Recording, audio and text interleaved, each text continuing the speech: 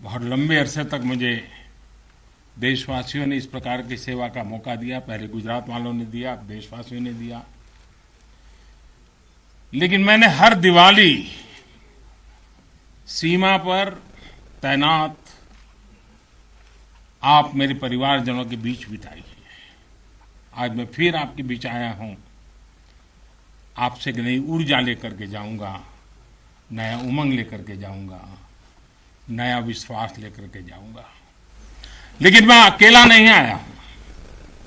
मैं मेरे साथ 130 करोड़ देशवासियों के आशीर्वाद आपको लेकर के आया हूं। ढेर सारा आशीर्वाद लेकर के आया हूं आपके लिए। आज शाम को दिवाली पर एक दिया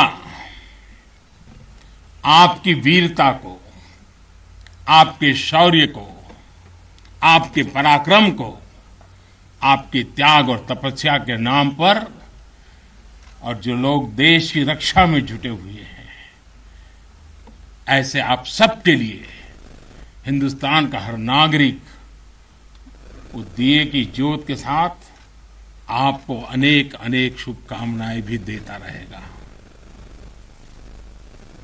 और आज तो मुझे पक्का विश्वास है कि आप घर पर बात करेंगे, हो सका तो फोटो भी भेज देंगे, और मुझे पक्का विश्वास आप कहेंगे हाँ यार इस बार तो दिवाली कुछ और थी, कहेंगे ना। देखिए आप रिलैक्स हो जाइए, आप कोई आपको देखते नहीं है, आप चिंता मत कीजिए।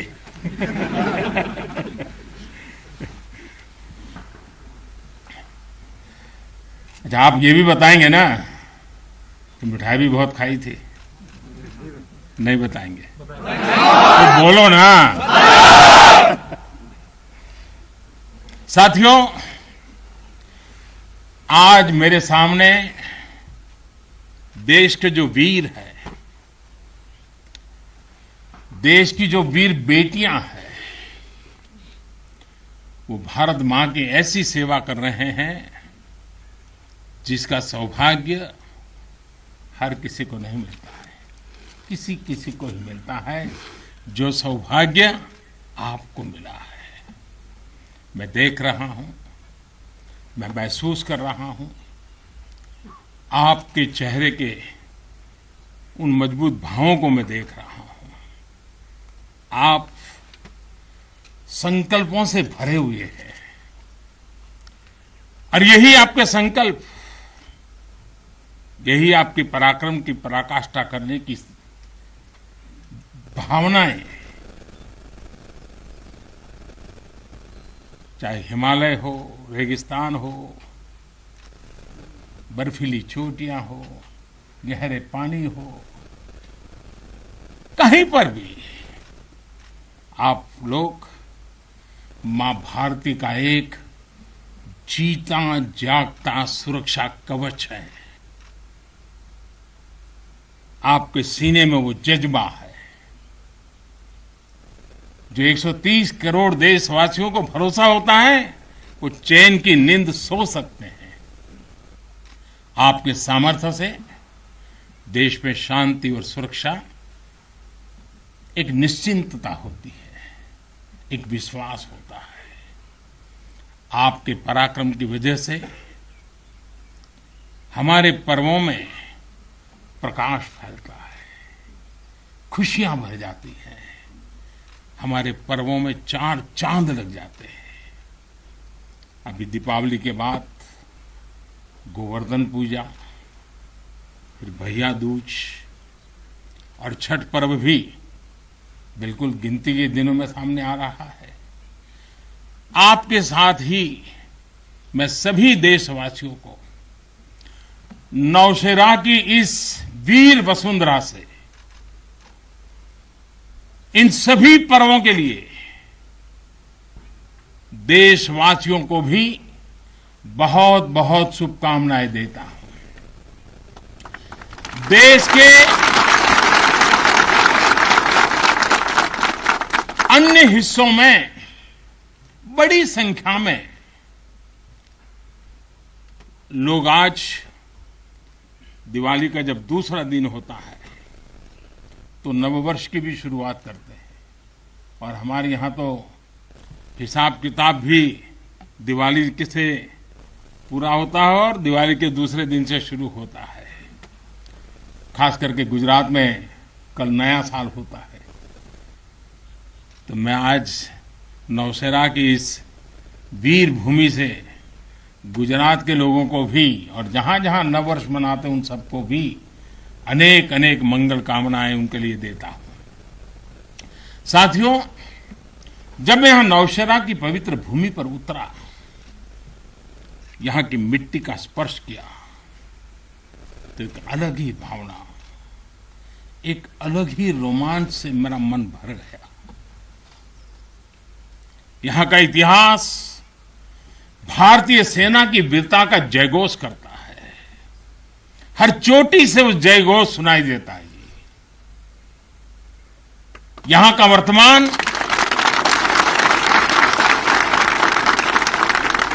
वर्तमान, आप जैसे वीर जवानों की वीरता का जीता जागता उदाहरण है।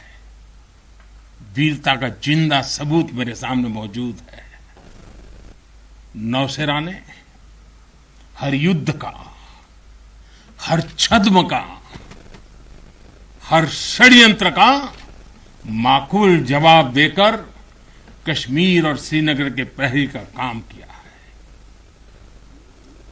आजादी के तुरंत बाद ही दुश्मनों ने इस पर नजर घड़ा करके रखी हुई थी। नौशेरा पर हमला हुआ, दुश्मनों ने ऊंचाई पर बैठकर इस पर कब्जा जमाने की कोशिश की। और अभी जो मुझे पूरा वृत्त वीडियो समेत सारी चीजें मुझे देखना समझने का मौका मिला, और मुझे खुशी है कि नौशेरा के जाबाजों के शौर्य के सामने सारी साजिश से धरी की धरी रह गई। दोस्तों, भारत माता की जय! भारत माता की जय! भारत माता की जय! भारतीय सेना की ताकत क्या होती है, इसका एहसास दुश्मन को शुरुआत के दिनों में ही लग गया था जी। मैं नमन करता हूं नौशेरा के शेर ब्रिगेडियर मोहम्मद उस्मान को, नायक जदुनाथ सिंह जी को, जिन्होंने देश की रक्षा के लिए अपना सर्वोच्च बलिदान दिया। मैं प्रणाम करता हूं लेफ्टिनेंट आर राणे को, जिन्होंने भारतीय सेना की जीत का रास्ता प्रशस्त किया था। ऐसे कितने ही वीरों ने नौशेरा की इस धरती पर गर्व की गाथाएं लिखी, अपने रक्त से लिखी हैं, अपने पराक्रम से लिखी हैं, अपने पुरुषार्थ से लिखी हैं, देश के लिए जीने मरने के संकल्पों से लिखी है। अभी मुझे, ये मेरा सौभाग्य था कि दिवाली के इस पवित्र त्योहार पर मुझे आज दो ऐसे महापुरुषों के आशीर्वाद प्राप्त करने का सौभाग्य मिला। मेरे जीवन में एक प्रकार से अनमोल विरासत है। मुझे आशीर्वाद मिले श्री बलदेव सिंह और श्री बसंत सिंह जी। ये दोनों महापुरुष बाल्यकाल में मां भारती की रक्षा के लिए फौज के साथ कंधे से कंधा मिलाकर के साधनों के अभाव के बीच भी, और जब मैं आज सुन रहा था उनको, वही जज्बा था जी, वही मिजाज था, और वर्णन ऐसे कर रहे थे जैसे आज ही अभी से लड़ाई के मैदान से आए हैं, ऐसा वर्णन कर रहे थे। आजादी के बाद हुए युद्ध में ऐसे अनेकों स्थानीय किशोरों ने ब्रिगेडियर मोहम्मद उस्मान के मार्गदर्शन से बाल सैनिक की भूमिका निभाई थी। उन्होंने अपने जीवन की परवाह न करते हुए उतनी कम उम्र में देश की सेना के साथ कंधे से कंधा मिलाकर के काम किया था, सेना की मदद की थी।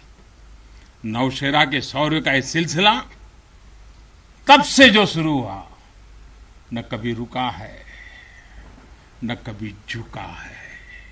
यही तो नौशेरा है।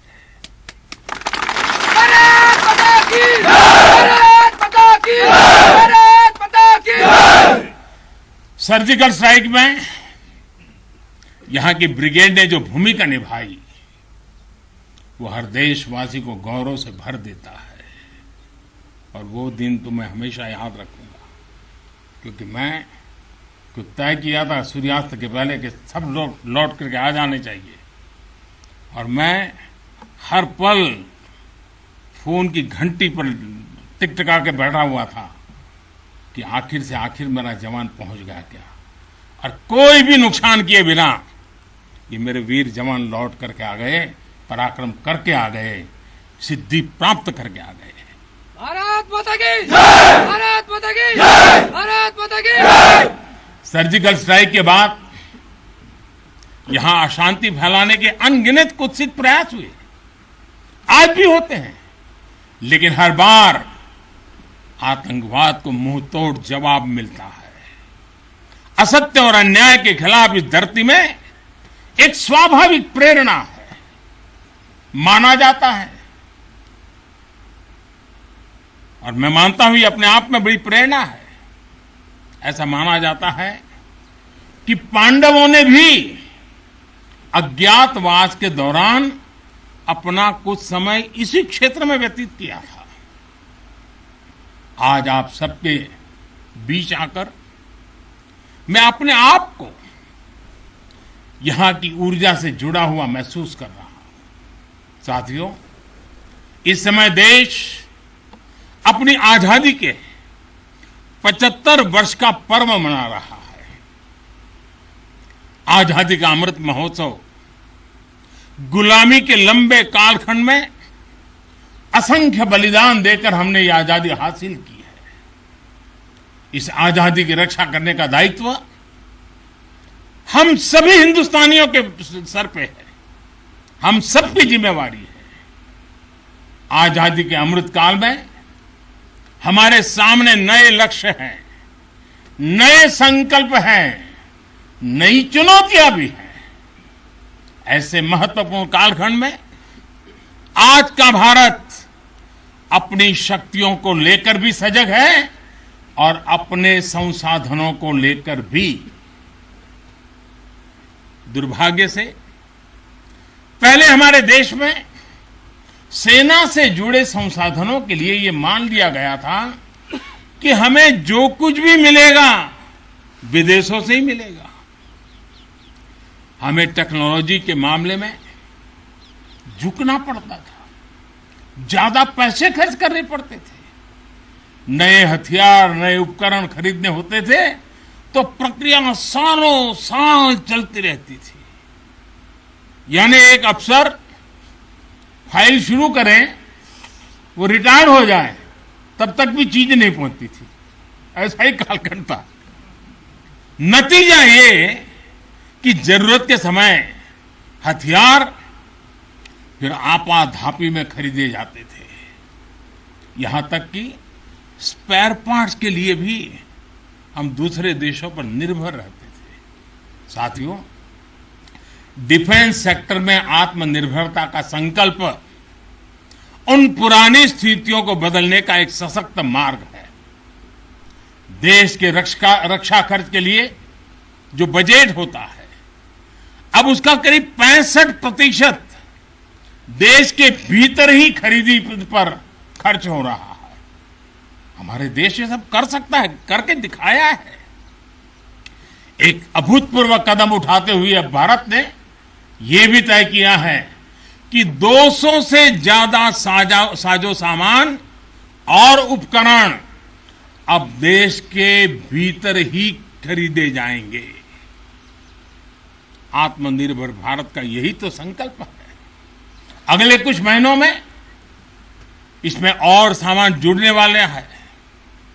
देश को आत्मनिर्भर बनाने वाली ये पॉजिटिव लिस्ट और लंबी हो जाएगी। इससे देश का डिफेंस सेक्टर मजबूत होगा, नए नए हथियारों उपकरणों के निर्माण के लिए निवेश बढ़ेगा।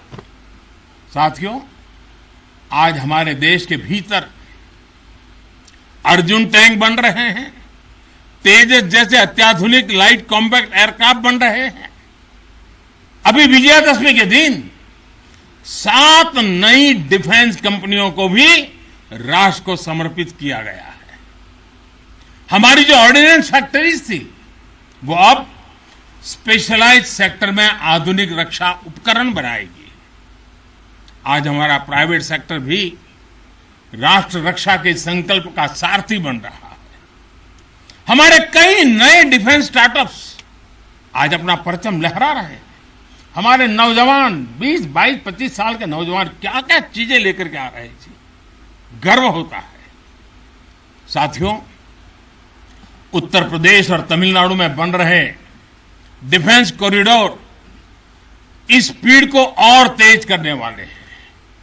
ये सारे कदम जो आज हम उठा रहे हैं वो भारत के सामर्थ्य के साथ साथ डिफेंस एक्सपोर्टर के रूप में हमारी पहचान को भी सशक्त करने वाले हैं। साथियों, हमारे शास्त्रों में कहा गया है, को अति भारः समर्था नाम, यानी जो समर्थ होता है उसके लिए अति भार मायने नहीं रखता, वो सहज ही अपने संकल्पों को सिद्ध करता है। इसलिए आज हमें बदलती दुनिया, युद्ध के बदलते स्वरूप के अनुसार ही अपनी सैन्य शक्ति को भी बढ़ाना है, उसको नए ताकत के साथ ढालना भी है। हमें अपनी तैयारियों को दुनिया में हो रहे इस तेज परिवर्तन के अनुकूल ही ढालना ही होगा। हमें मालूम है किसी समय हाथी घोड़े पर लड़ाइयां होती थी। अब कोई सोच नहीं सकता हाथी घोड़े की लड़ाई, रूप बदल गया। पहले शायद युद्ध के रूप बदलने में दशकों लग जाते होंगे, शताब्दियां लग जाती होगी।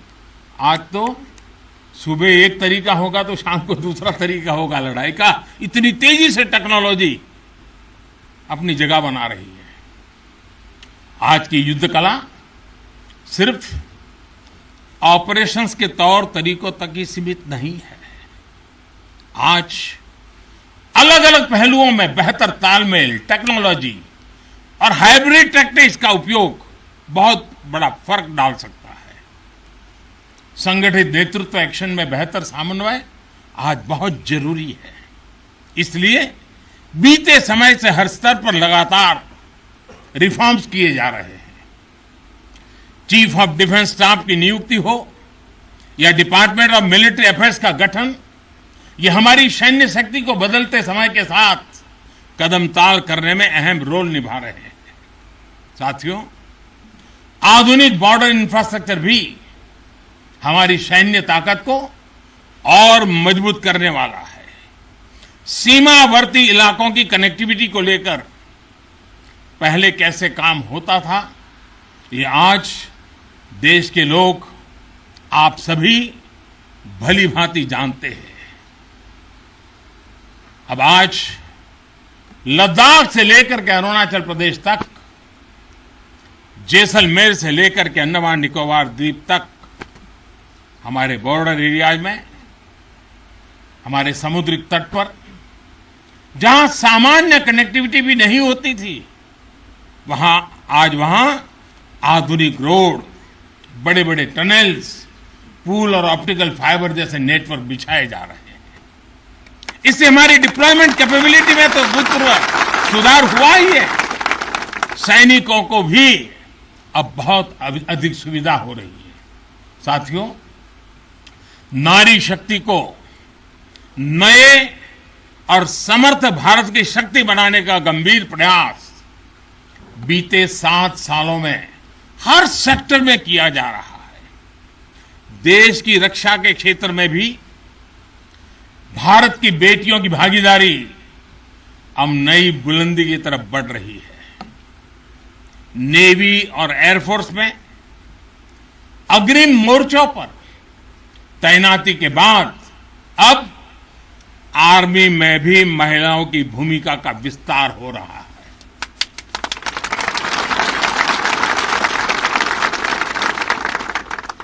मिलिट्री पुलिस के द्वारा बेटियों के लिए खोलने के बाद अब महिला अफसरों को परमानेंट कमीशन देना इसी भागीदारी के विस्तार का ही हिस्सा है। अब बेटियों के लिए नेशनल डिफेंस एकेडमी, राष्ट्रीय मिलिट्री स्कूल और राष्ट्रीय इंडियन मिलिट्री कॉलेज जैसे देश के प्रीमियर मिलिट्री संस्थानों के दरवाजे खोले जा रहे हैं। इसी वर्ष 15 अगस्त को मैंने लाल किले से यह भी घोषणा की थी कि अब देश भर के सभी सैनिक स्कूलों में बेटियों को भी पढ़ाई का अवसर मिलेगा। इस पर भी तेजी से काम शुरू हो गया है। साथियों, मुझे आप जैसे देश के रक्षकों की वर्दी में केवल अथाह सामर्थ्य के ही दर्शन नहीं होते। मैं जब आपको देखता हूं तो मुझे दर्शन होते हैं अटल सेवा भाव के, अडिग संकल्प शक्ति के और अतुलनीय संवेदनशीलता के। इसलिए भारत की सेना दुनिया की किसी भी दूसरी सेना से अलग है। उसकी एक अलग पहचान है। अब विश्व की शीर्ष सेनाओं की तरफ एक प्रोफेशनल फोर्स तो है ही, लेकिन आपके मानवीय मूल्य, आपके भारतीय संस्कार आपको औरों से अलग एक असाधारण व्यक्तित्व के धनी बनाते हैं। आपके लिए सेना में आना एक नौकरी नहीं है। पहली तारीख को तनख्वाह आएगा इसके लिए नहीं आए आप लोग। आपके लिए सेना में आना एक साधना है, साधना। जैसे कभी ऋषि मुनि साधना करते थे ना, मैं आपके हर एक के भीतर उस साधक का रूप देख रहा हूं। और आप मां भारती की साधना कर रहे हैं। आप जीवन को उस ऊंचाई पर ले जा रहे हैं कि जिसमें 130 करोड़ देशवासियों की जिंदगी जैसे आपके भीतर समाहित हो जाती है। ये साधना का मार्ग है। और हम तो भगवान राम में अपने सर्वोच्च आदर्श खोजने वाले लोग हैं। लंका विजय करने के बाद भगवान राम जब अयोध्या लौटे थे तो यही उद्घोष करके लौटे थे, अपि स्वर्णमयी लंका न मे लक्ष्मण रोचते, जननी जन्मभूमिश्च स्वर्गादपि गरीयसी। यानी सोने और समृद्धि से भरपूर लंका को हमने जीता जरूर है, लेकिन हमारी ये लड़ाई हमारे सिद्धांत और मानवता की रक्षा के लिए थी। हमारे लिए तो हमारी जन्मभूमि हमारी है, हमें वहीं लौटकर उसी के लिए जीना है। भारत माता की जय! भारत माता की जय! भारत माता की जय! और इसलिए जब प्रभु राम लौटकर आए तो पूरी अयोध्या ने उनका स्वागत एक मां के रूप में किया। अयोध्या के हर नर नारी ने, यहां तक कि पूरे भारतवर्ष ने दिवाली का आयोजन कर दिया। यही भाव हमें औरों से अलग बनाता है। हमारी यही उदात्त भावना हमें मानवीय मूल्यों के उस अमर शिखर पर विराजमान करती है जो समय के कोलाहल में, सभ्यताओं के हलचल में भी अड़िग रहती है। इतिहास बनते हैं, इतिहास बिगड़ते हैं, सत्ताएं आती हैं, सत्ताएं जाती है, साम्राज्य आसमान छूते हैं, ढहते हैं, लेकिन भारत हजारों साल पहले भी अमर था। भारत आज भी अमर है और हजारों साल बाद भी अमर रहेगा।